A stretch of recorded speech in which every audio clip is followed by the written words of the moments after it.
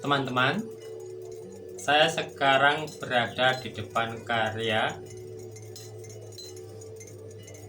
pesawat merah yang akan kami pamerkan pada tanggal 4 sampai 13 Desember 2021 di Taman Budaya Kulon Progo.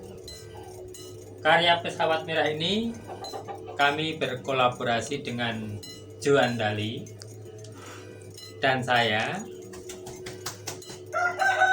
Kali ini saya akan berbicara tentang bentuk dan isi dari karya pesawat merah ini. Nah, bentuk-bentuk yang sederhana ini sengaja saya bikin. Harapannya bahwa semua orang bisa tahu, baik anak-anak maupun orang dewasa, untuk menerjemahkan gambar-gambar yang sengaja saya setilasi dari pohon-pohon, kemudian bentuk binatang, hingga pada bentuk orang. Nah, ini saya pelajari dari anak-anak. Nah, semenjak saya kuliah, saya memang fokus kepada bagaimana berkarya seperti seorang anak kecil. Walaupun saya juga melihat beberapa referensi dari karya-karyanya, terutama karya-karyanya Picasso waktu itu, kemudian karyanya Paul Klee, Kandinsky, Joan Miro, hingga setelah saya rangkum dan saya kombinasikan di dalam karya, larinya karya saya adalah ke kobra.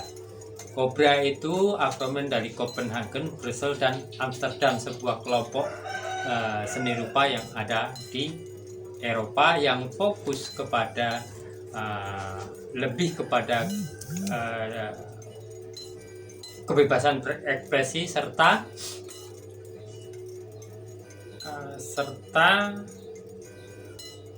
terinspirasi dari dunia anak-anak. Begitupun Picasso, sampai Picasso pun bilang bahwa anak-anak adalah memiliki sumber kreativitas yang tidak terbatas. Tetapi ketika saya bertemu karya Jean Dubuffet di Prancis, saya mulai berpikir sederhana lagi, karena Jean Dubuffet berkarya hanya menggunakan garis-garis yang terus. Semenjak itu saya mulai menyederhanakan bentuk-bentuk, baik dari bentuk-bentuk yang ada saya setilasi hampir mirip motif di dalam dunia batik. Kadang saya ulang-ulang seperti motif daun, motif bunga, hingga binatang-binatang. Hanya bedanya kami menggunakan teknik yang berbeda. Yang berbeda dalam artian lebih sederhana. Kalau di dalam batik ini saya seperti menggunakan dua canting, yaitu canting klowong dan canting tembok. Nah, pola ini saya meniru seorang anak-anak yang dengan spontannya dia menggaris kemudian mewarnai. Itu saya bicara dari mana bentuk-bentuk ini berasal. Setelah saya lulus dari isi dan saya mencoba melupakan semua teori-teori tentang bagaimana berkarya, tetapi saya selalu beradaptasi dengan lingkungan sekitarnya hingga saya berkecimpung langsung dengan anak-anak selama 12 tahun. Dan dari situlah saya saling belajar. Nah, kemudian objek apa saja yang akan saya tampilkan di sini di dalam karya ini? Ada beberapa, yaitu tumbuh-tumbuhan, ada manusia, ada binatang. Objek-objek inilah yang mengisi karya saya dengan center of interest-nya yaitu pesawat merah. Kalau kita bicara satu persatu dari objek yang ada ini, kita akan berbicara tentang isi, bukan bentuk lagi. Tapi untuk membuat bentuk semacam ini, saya pun selalu latihan setiap hari. Nah, ini saya sampai menghasilkan sekitar 5 buku, entah berapa ribu gambar. Hanya untuk berkarya, membuat karya yang sangat sederhana. Dan saya terus belajar. Nah, objek-objek di dalam lukisan ini ada manusia, yaitu pancernya yang dimulai dari diri saya sendiri. Kemudian ada ular, ada burung, ada ikan, dan ada kehidupan alam di sekitarnya, yaitu pohon-pohon, rumah, dan segala macamnya. Kalau kita bercerita tentang ular, ini kita bicara tentang kecerdikan. Lalu ketika kita bicara tentang burung, kita bicara tentang ketulusan dan kebebasan, seperti tulusnya burung tulus dan kesetiaannya burung merpati. Kemudian di sini ada ikan. Nah, ikan itu selalu berenang ke depan.